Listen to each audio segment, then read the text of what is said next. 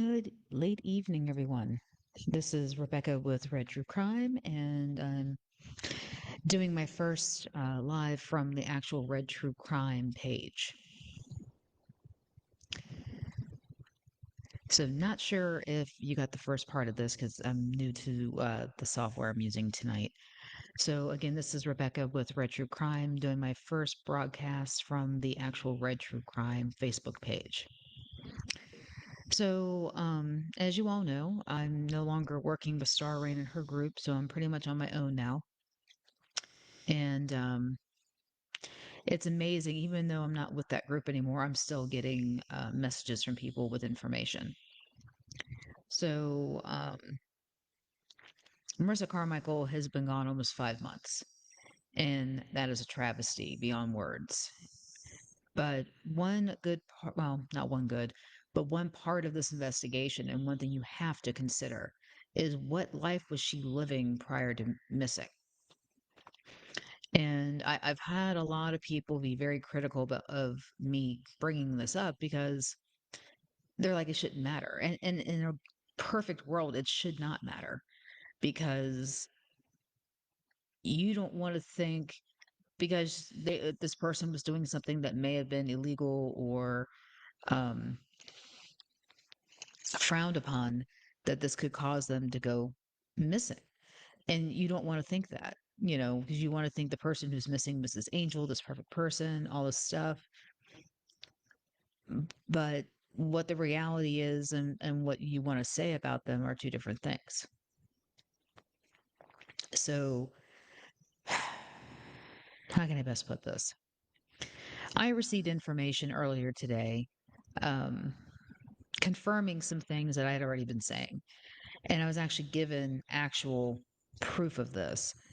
And because of what I was sent, I in good conscience cannot post this in a video or online because it's so graphic what I received that I can't put that out there. But safe to say that the information I received, it was a video, it was some photos, that kind of thing, proves without a doubt that Marissa was in that life. The person I spoke with also stated that they had known Marissa since she was about 15 years old. And the first thing that struck them as crazy was what's a 15-year-old doing with a baby? They kept saying kids having kids, and it's true, you know. But they also made it clear that Marissa was in that life, and her friend Naja was also in that life. And this person just had so much information. It's crazy because some of the things they brought up, I mean, it's unfathomable. Um, they made it clear that the person she was dating before she got with Smoke, aka Charles Lindsay, aka Gamel McIntyre, she was with a guy named Jonathan White, and he was older and she was younger. And unfortunately, Jonathan White was killed, shot and killed, but apparently he had been shot prior to this and survived. And Marissa was implicated in this. I mean, it's crazy that I'm being told this because I'm like, really? I mean, that's crazy. But supposedly, and apparently, or theoretically, however you would, speculating on this, or what I was told, this guy had put hands on her, and she went to her friends, and next thing you know, it was within hours. Somebody knocked on his door. He opened the door, and he was shot. And at that time, apparently, she started messing around with Smoke, who was the best friend of this Jonathan White, too. So I don't know. I mean, it's just crazy. But the thing I take away from this, and this is the thing that this person also implied, really pressed upon me was sh- she really knew some people. He said it's too coincidental that they have some stuff that goes down, and then boom, he's shot. So, and then when he was killed, not too long after that incident, I believe the person told me it was like months later, a couple months later, there was some speculation she was involved. But That's awful to say, but I mean, this is what I'm hearing. But this person also said that Sarah never tells the truth, that they had heard what had happened to the children and why they were taken away. Three different stories, and two of them came from Sarah. They also said that they just don't understand why Marissa went missing. The hope is that she just decided to leave because they also confirmed that she did have a habit of disappearing. Not like this. This is well beyond the norm. Um, but they did say a couple of days or at the most a week, and that is something she had done before, so that's not unusual. And like I said, this person has known Marissa since she was like 15 years old. So I'm gonna have to take their information and kind of like, okay, here it is. But yeah, 15 years old. Absolutely crazy. Now, they also did say that drugs were prevalent in the house. He did say the house was a disaster. There's no way on earth those kids are coming back to that house with them being in foster care. But yeah, I mean, I asked them, I said, what do you think has happened to Marissa? Do you think she's off running around, or do you think something bad has happened? And they made it clear it's not looking good. It's really not looking good. And this person also felt that smoke was involved, and that was their opinion. Because knowing what they knew about the whole situation, that's where his gut was leading him. And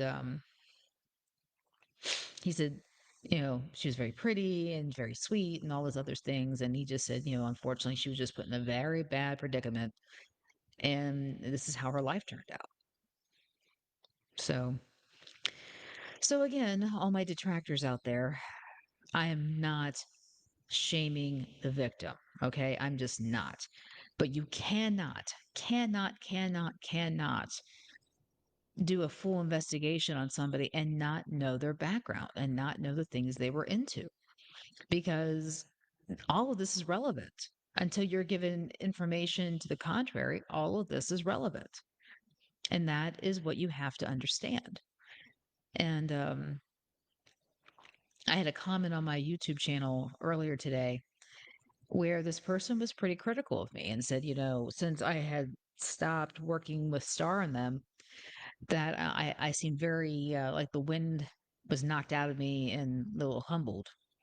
And they said they were glad that I was getting humbled. And I'm like, okay. Um, I don't know. Maybe I was being too rough. Maybe I was being too dramatic. I don't know. I don't know how to compare what I was doing before to what I am doing right now. I don't know.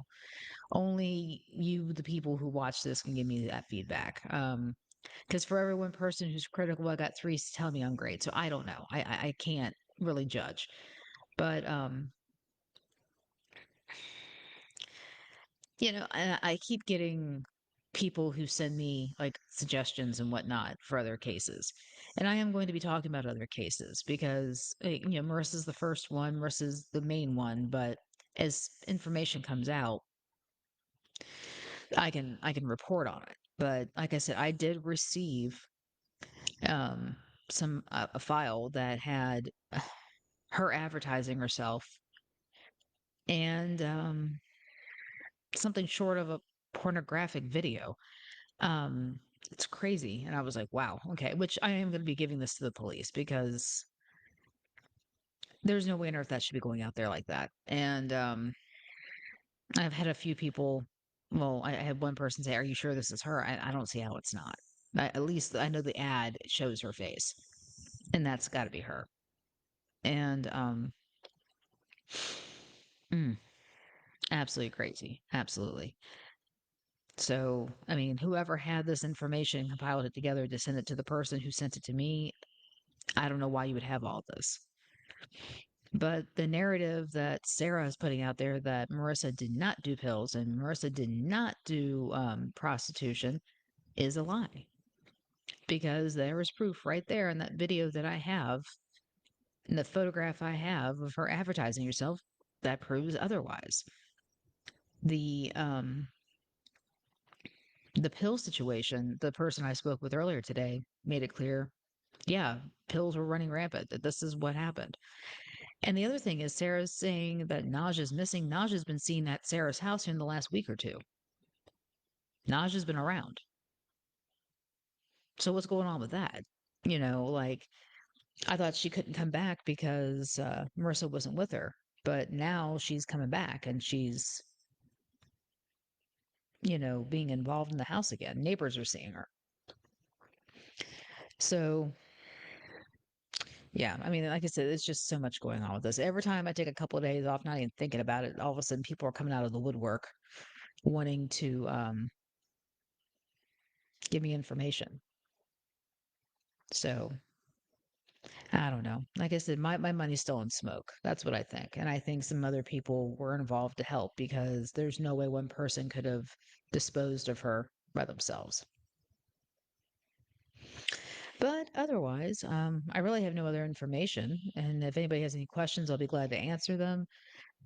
But I'm not seeing too many people watching right now. So I'll most likely probably stop right about here and get this downloaded and uploaded to YouTube so everybody has it.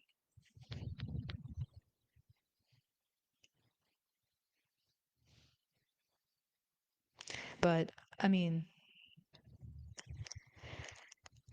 like I said, I've got people asking me other updates. Did I see anything? Have I heard anything? And like I said, the detective hasn't called me back in a while, so I'm sure he's done cooperating with me. But there was somebody who did post on here that I lied about everything, and I lied about talking to the detective. Like I was in his office, but I never did talk to him on the phone. I have my phone records, so I mean, if anybody wants to see them, I'll send them to you. And you can even call the number that's on my phone records. It'll take you right to his desk. So there's that. Um, there was the situation where somebody was accusing me of killing my husband. So didn't do that. He died in a car accident. He had a seizure, wrecked the car around a tree. I was 20 minutes away at work. So didn't do that either. Um, yeah, I mean, like I said, this is crazy when you decide to get into a world like this. And I made this decision on my own. Nobody browbeated me. When you get into a world like this, the trolls and the condemnation you come across, it's crazy. I never thought this would happen.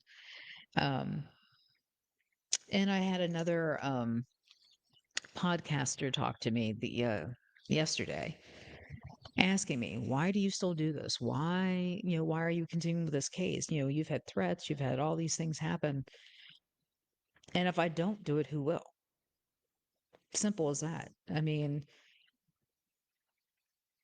somebody needs to keep talking about her. And it seems like the only other people talking about her other than me are the ones putting put out a false narrative, which makes no sense. Like I completely forgot the fact that part of Shawnee Leely's alibi is there was a woman that he was seeing at the same time that was there, was around him, like he dropped Marissa off, went back to his girl, and that was it.